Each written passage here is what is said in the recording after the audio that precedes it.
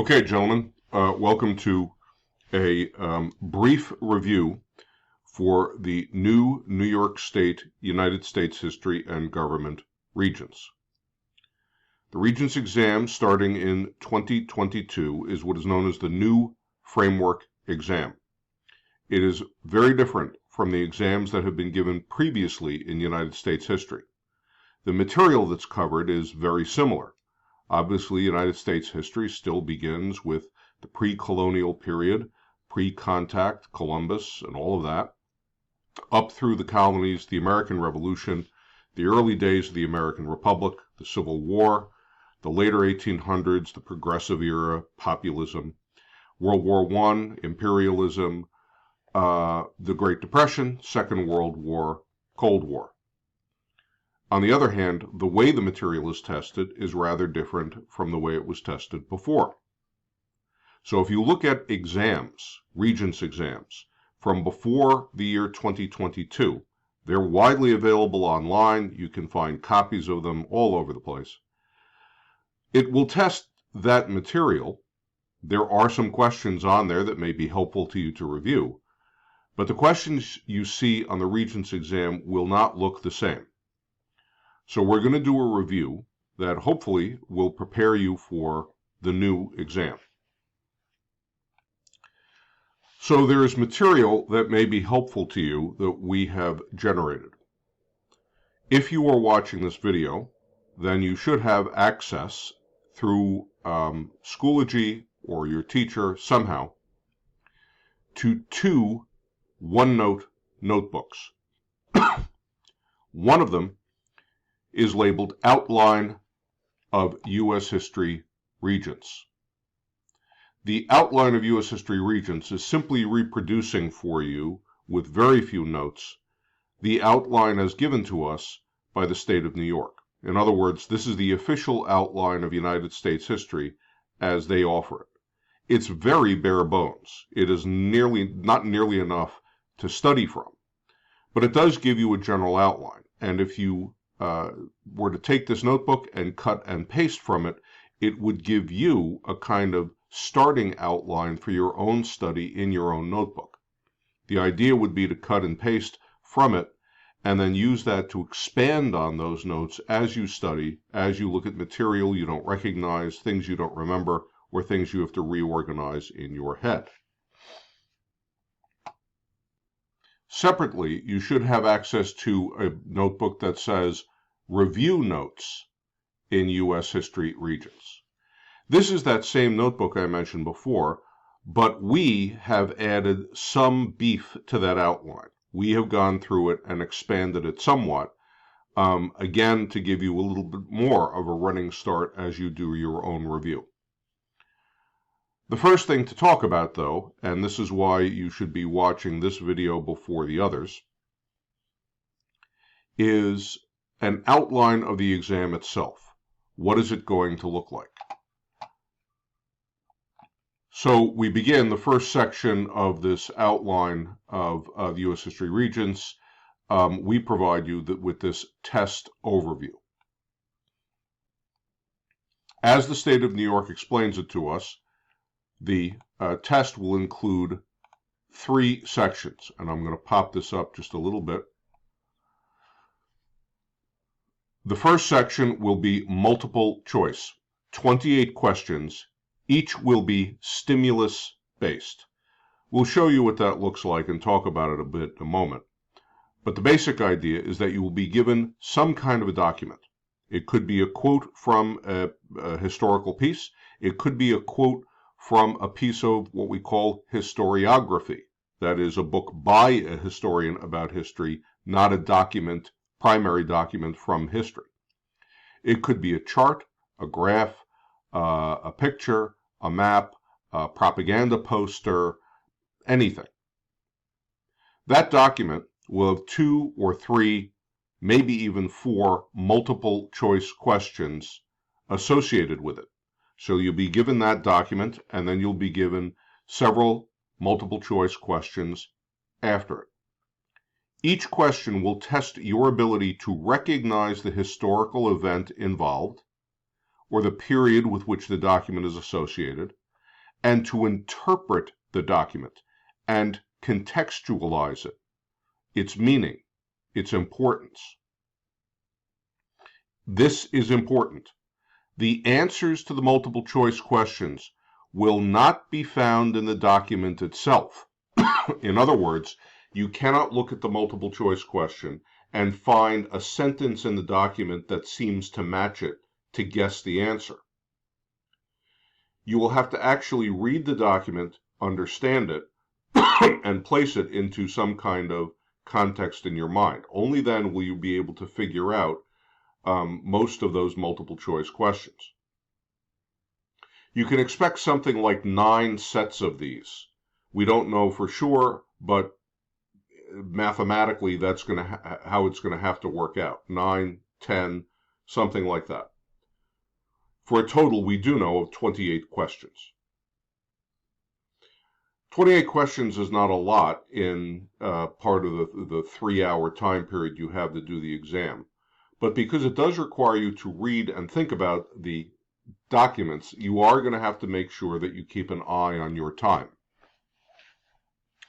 The second part of the exam are 2 short paragraphs, what are called, I'll put it in, CRQs, constructed response questions. What that means is you will have to write 2 short essays, a sort of large paragraph each. These are not particularly long essays. You'll be given a set of documents for each of these essays. In set 1, you will have 2 documents that are related to each other.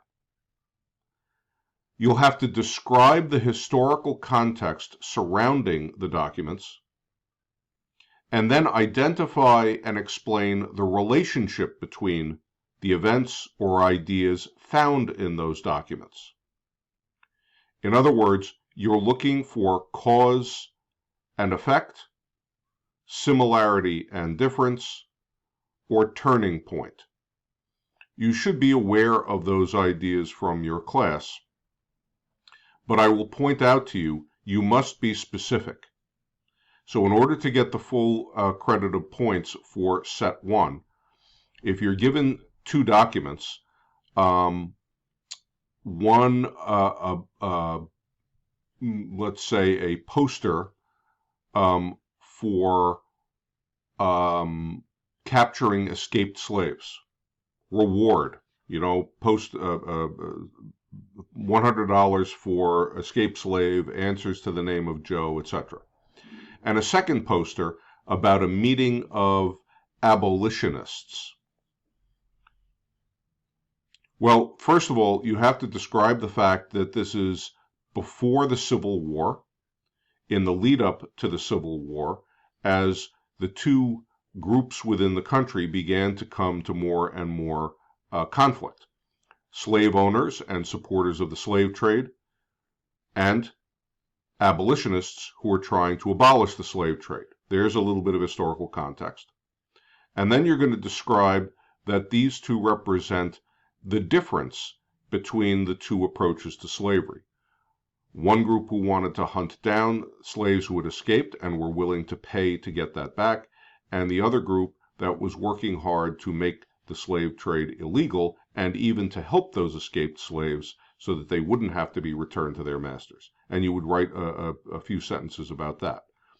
That's identifying that similarity or difference, that is the relationship between the documents. If you don't mention something like that, you don't get full credit.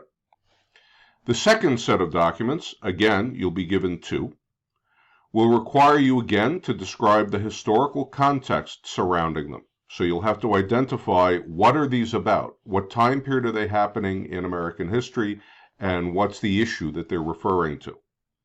And then you're going to have to analyze and explain how the audience for the document, the purpose of writing the document, the bias behind the document, or the point of view of the writer or producer of the document, how one of those affects the document's use as a reliable source of evidence. In other words, you must tell me, or the grader, how reliable is this document as a source of historical information? And perhaps what historical information is it reliable for? And why you come to that conclusion. So if you have a letter home from a Civil War soldier describing a battle. Okay, well, first of all, we know that battle is a big event, and the point of view of the soldier is going to be different depending on whether they are a soldier of the line, regular infantryman, or a general who can sort of oversee the entire battle and knows what's going on. Also, there's going to be reliability issues based on whether they were on the winning or the losing side. What's the purpose of this document? Could be writing a letter home to mom to reassure her so that she doesn't worry. Could be writing a letter to a buddy who's also in the Army, trying to give him a kind of realistic view of what the battle was like. Could be a letter home to the folks to make them proud and maximizing your heroism. All of those are going to affect how reliable the document is. Remember, sophisticated thinking, good, solid, high school, Regents level thinking, not 6th grade, is not simple and yes and no, black and white, up and down. You cannot say the document is reliable or not reliable. It is more or less. Just because the fellow's writing home to mom and trying to reassure her that everything's okay doesn't mean it doesn't contain useful information. But you might have to be a little careful.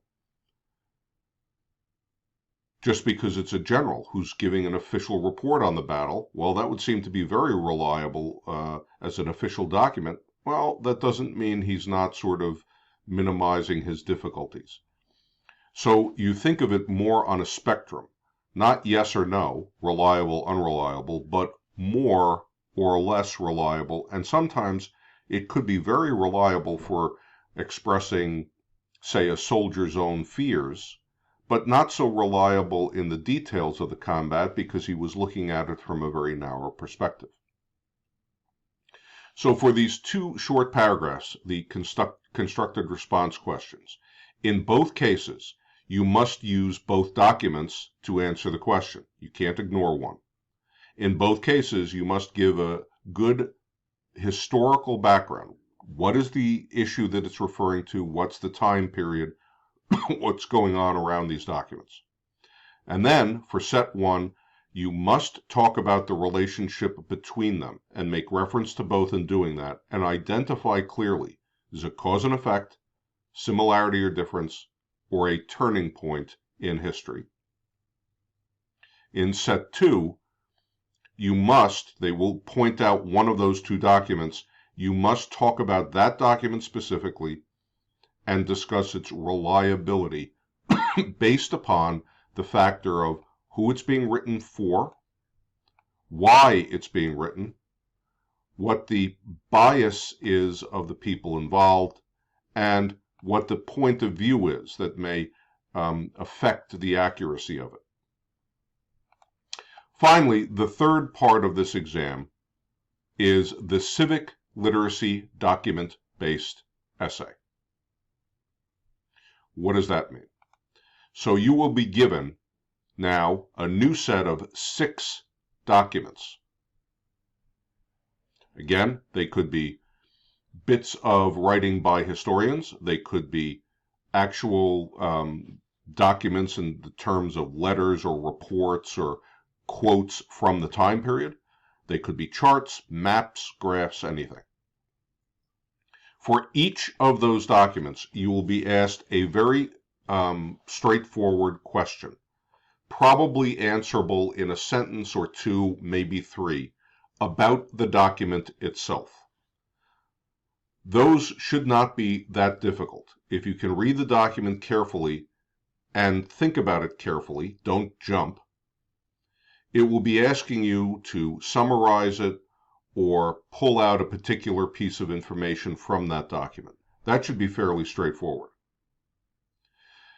Then you will be asked to write a major essay. That is a full-on 4 or 5 paragraph essay in which you use all 6 of those documents and your knowledge of United States history to write an essay that describes the historical circumstances surrounding a constitutional or civic issue to which those documents refer. So you'll have to figure out, what do all of these 6 documents, what are they all about? They may not be from the same time period.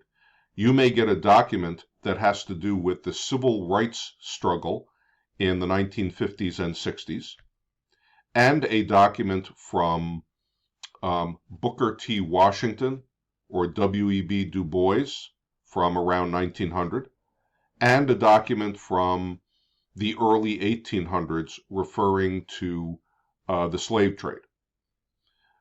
And you might get those. What's holding those together? Well, all of them have to do with the experience of African Americans going from slavery to freedom, moving into the economy, and then the civil rights struggle to be treated as the full citizens that they already were. So that's what's holding it together. So you got to figure that out. Then you have to explain the efforts by individuals, groups, or governments to address this issue. So you have to talk about, for instance, the abolitionist movement to end slavery, and then the civil rights movement, Dr. Martin Luther King, and so on, to address the problem that states were not living up to the 14th Amendment that guaranteed equal protection of the law from after the Civil War. And you'd have to talk about the groups and what they did, what Dr. King did, what W.B. Du Bois did, the NAACP. You should mention that. And finally, you have to discuss the extent to which those efforts were successful, or the impact they had on the United States and American society. So watch, you've got 3 tasks. You have to talk about what is the issue involved here. Second, you must hit something about the people or groups that attempted to address that issue, and then you have to discuss how successful they were at making change. If you don't hit all 3 of those items, you can't get full credit for the essay. You also have to use those 6 documents and outside information, which is to say, information you know that's not in the documents, but you remember from your U.S. history course. If you do all of those, you get full credit on that essay. Now, I will just point out to you the scoring, the grading on this exam is not exactly a simple, straightforward system. These questions here are going to be worth a point apiece, and let me show you how the grading on this will work. Okay, so you're going to have 28 multiple choice questions. So I'm showing you a chart here that will show you how this goes. You see down the side here you have these numbers. So they go 0, and then we have 28. Those 2 CRQs are worth 5 points apiece. So that's another 10 points total, 5 and 5. That gets you to 38. And then those 6 document questions will get you to 1 point apiece. Those individual document questions I mentioned get you to 44.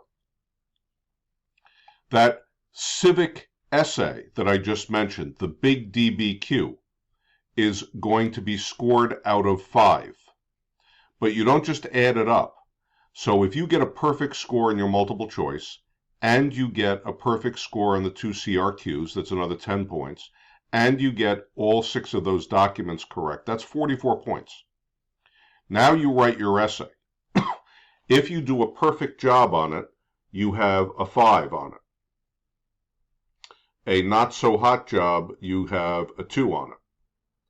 When we create your score, we will take the 44 here, we'll find the 44, and we'll find your perfect score of 5, and when we put the 2 against each other here and here, we get the number that you get.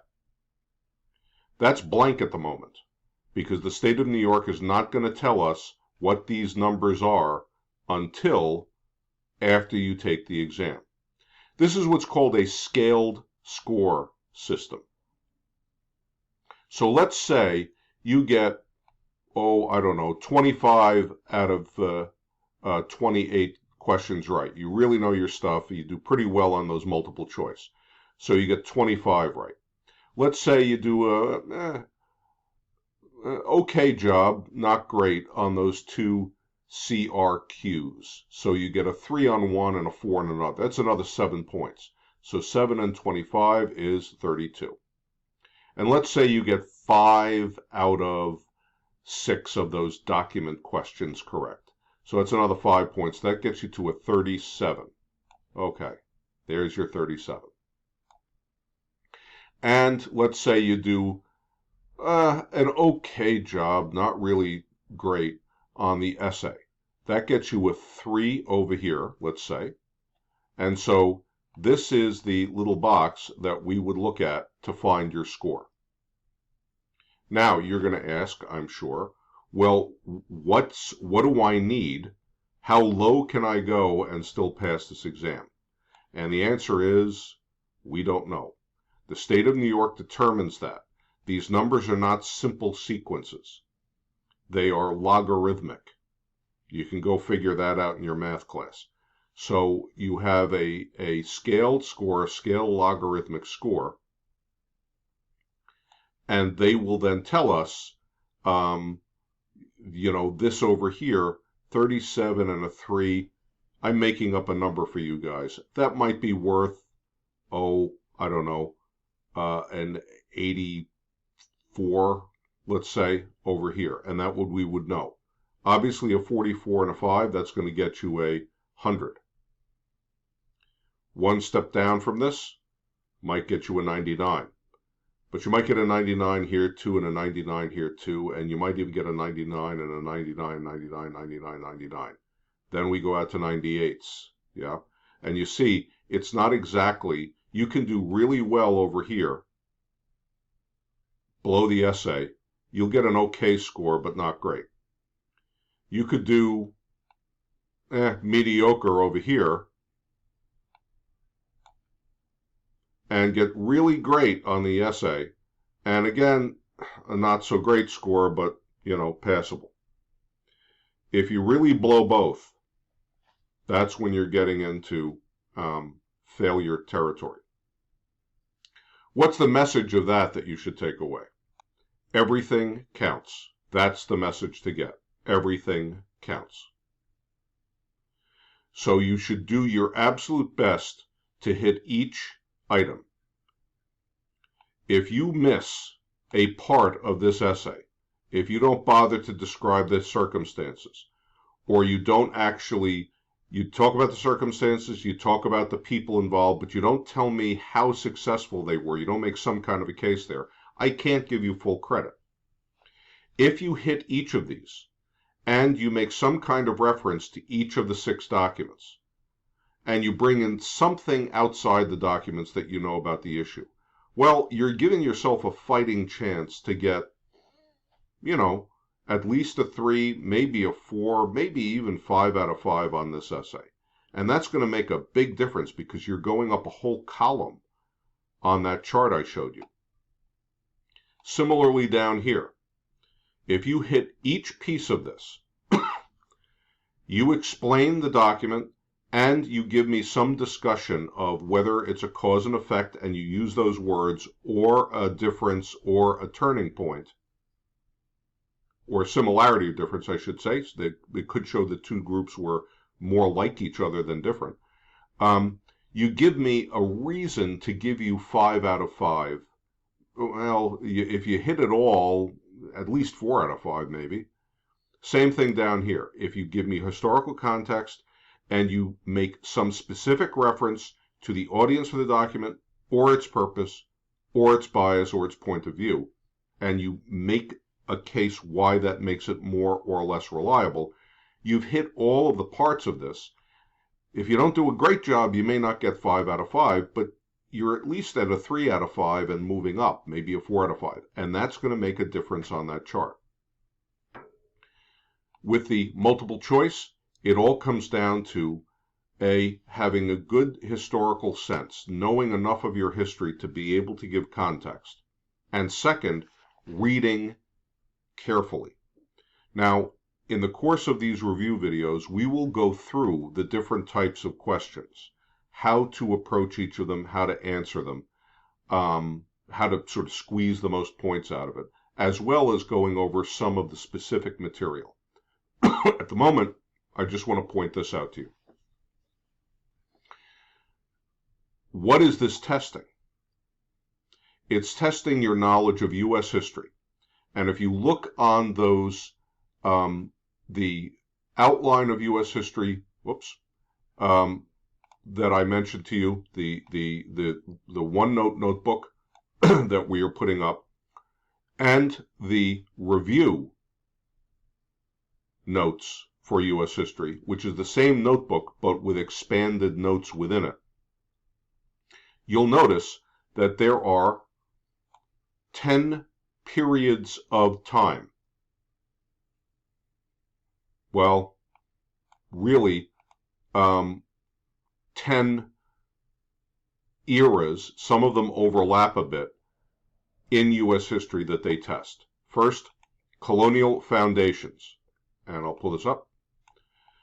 1607 to 1763. What does that tell you? 1607 you should recognize as the Jamestown colony, so the first British colony in North America. 1763 you should recognize as the end of the French and Indian War. So from the first British colonies in North America, through those 13 colonies and the end of the French and Indian War. The second is from the end of the French and Indian War to 1824. Now, why these dates? End of the French and Indian War gets you into the American Revolution. The French and Indian War, if you remember, the results of that, the issues that come out of that, basically trigger the revolution. Then after the revolution, we write the U.S. Constitution.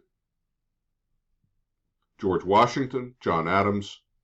1824 is the Jackson presidency, Jacksonian democracy, which is a big change in how we think about government and the presidency. Expansion, nationalism, and sectionalism. Notice you go back a little bit here, 1800 to 1865. So we then step back slightly and start talking about the expansion of the country. So first big expansion is, of course, the Louisiana Purchase. The nationalism within the country, we get a sense of ourselves with the War of 1812 and the victory there. And then sectionalism, really the North and the South going in two different directions, economically, socially, politically, and the big issue behind all of this is, of course, slavery. And that's not going to get resolved until the Civil War, which ends in 1865. Post-Civil War era. The Civil War era ends slavery. But from 1865 to about 1900, we have a whole new set of issues. The newly freed African Americans were treated horrifically, even though they were free of slavery, in that Jim Crow era. You have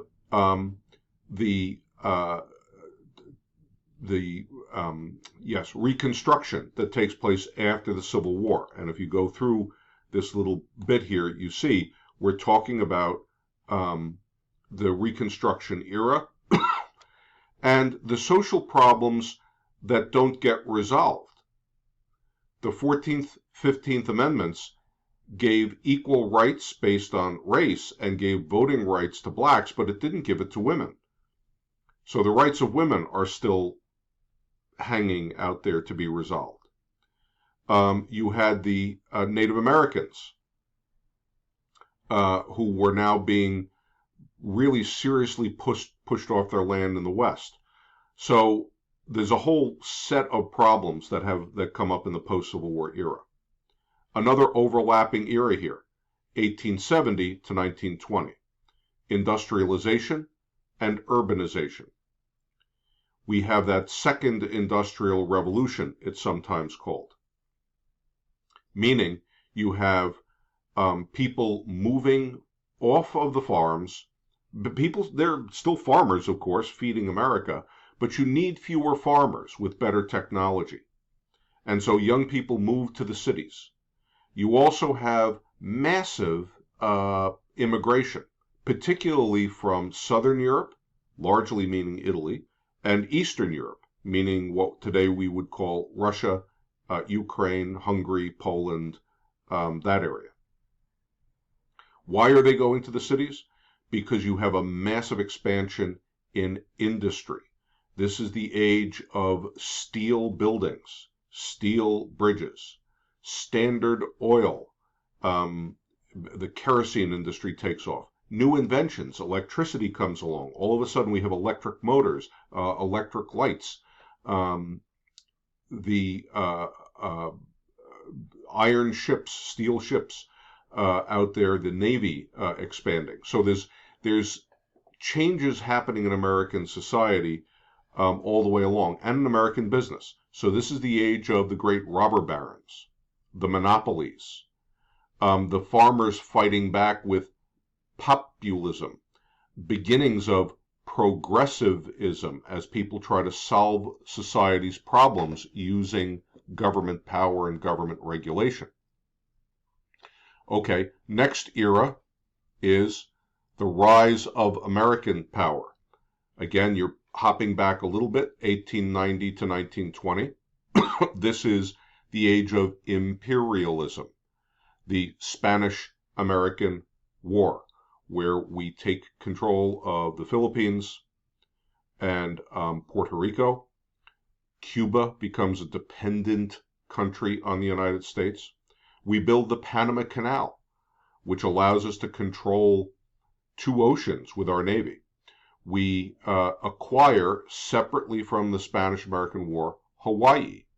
Why acquire Hawaii? We need it as a stopping off point to get to the rest of the world, right? If we're going to involve ourselves in Asia trade now, you need an island halfway across the Pacific where you can resupply your ships that are going to and from, right? Refuel them and all that. World War I comes, and the United States goes from being sort of an out-of-the-way country to being a player in world affairs. Well, that's followed by the 1920s and the 1930s. Prosperity, the 1920s, American economy takes off in a huge way. You get a rise of the middle class in America, this urban middle class, new suburbs around the cities. I will tell you, Staten Island in the 1920s grows exponentially. An awful lot of the neighborhoods on Staten Island, particularly around the North Shore, were built in the 1920s with the population rising here as people moved out of Manhattan to come over to the country, right, the suburbs out here. But that prosperity comes to a crashing halt in the Great Depression. And the Great Depression is a massive change in our mentality as a country. Prior to the Great Depression, the economy ran itself. Government had very little to do with the economy, really. And the average person had very little to do with the government, particularly the federal government. With the Great Depression, we now start expecting the government to step in, fix economic problems, manage the economy to some degree, and provide a kind of safety net for the poorest Americans, elderly Americans, people who are down on their luck, to kind of keep them going. That's a massive change in how we think of the job of government. Of course, the Great Depression is followed by World War II. World War II really, it starts famously, of course, with the invasion of Poland in 1939, but there was a long lead up. Japan invaded China in the early 30s, and it's really 35, 36 where the conflicts start in the Far East. In Europe, we keep getting closer and closer to war, and the United States keeps getting more and more ready for it until finally we are drawn into the war. When the war ends in 1945, you have until 1990 the Cold War. The United States is now a mighty power and has nuclear capability. So does the Soviet Union, and eventually so does China. And the world gets divided into the free world, led by the United States of America and including our allies in Western Europe, versus the Soviet Union and the Soviet bloc, which are the countries dependent on the Soviet Union at the time, like, say, Poland and Hungary and Romania.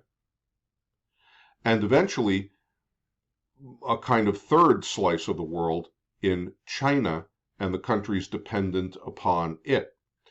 Initially, the Soviet Union and China were closer allies.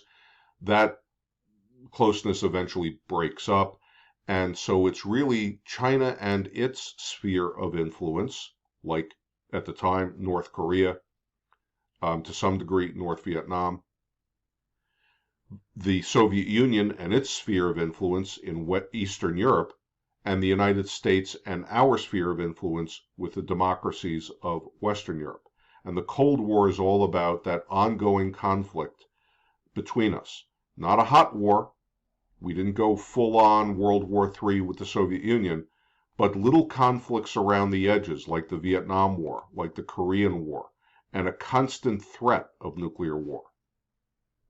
1990, of course, really starting in 1989, that all starts to fall apart. The Soviet bloc falls apart. Eventually, the Soviet Union falls, and so from 1990 on, things have been different. Well, we also talk about social and economic change and domestic issues. So the Cold War is really about our U.S. foreign policy after the World War II. And then the section 10 here is social issues and problems within the country, changes in American society, like the Civil Rights Act, like Modern Women's Act, like the environmental movement, expanded citizens' rights, expanded ideas about free speech and so on in the 50s, 60s, 70s, and 80s. So there's your overview of what the test will look like and what the questions will be like, what the questions will be on these various eras, how it's sort of thought of and organized. So in the next video, we will begin with actually reviewing some of the historical material, walking you through the time periods, and walking you through some of the questions that might be asked and how to approach them.